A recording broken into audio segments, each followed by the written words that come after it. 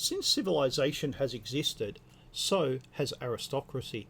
The term means rule by the best, but that has nearly always meant, in reality, rule by blood. To put it another way, aristocracy is passed from father to son. What it has rarely meant is rule by experts. The role of the aristocracy was to rule and fight, to administrate areas, to keep the peace, and to raise armies and lead them in time of war.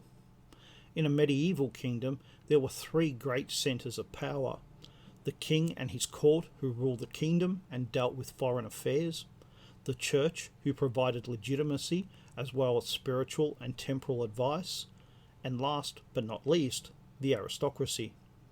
But over time, that changed. Consider the position of the aristocracy in 1215 and then compare it to 1715. In 1215, the aristocracy had both power and the king needed them. By 1715, the aristocracy is docile, and while many people didn't know it, they were no longer needed, like the church. In 1215, both had real power because they did things that no king could achieve by themselves. By 1715, the king was much more powerful, and his government did the jobs that the aristocracy had done before.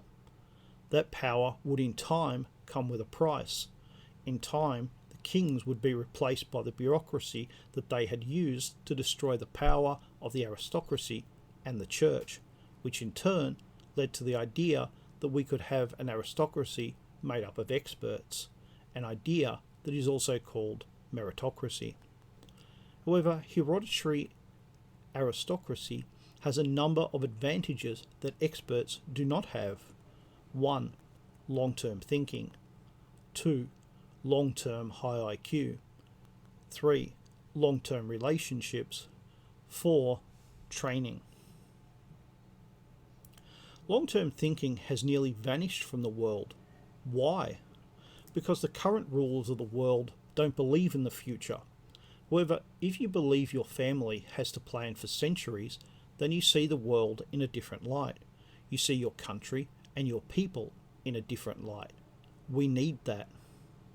Long-term IQ is very important.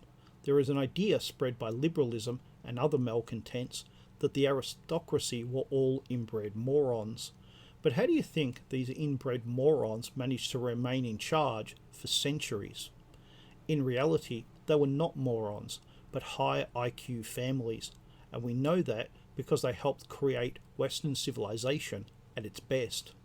They conquered the world and took its art to the very highest standards, and they did it for centuries, not for a decade or two. Low IQ people don't do that because they cannot. Long-term relationships can only be built over a long time. It means that there is an institutional knowledge built into families and the organisation that serves them. It means that long-term plans can be made and stuck to. It means that reputation is not just for today, and that your actions, good and bad, matter. Training is also required. Aristocrats are not simply born to rule, they are also trained to rule. This aspect is often neglected, but kings and aristocrats are trained from a very young age for the day when they will be required to take up their duties, and they are not all trained alike. However, they are trained to have a broad knowledge on a range of subjects. So if all that is true, why aren't we still ruled by aristocrats? Because over time, they ceased to provide the necessary glue that bound the kingdom together.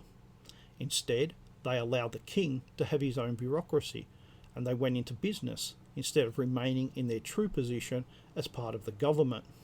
Proof that people do not always do what is in their best interest, and that no system is without fault.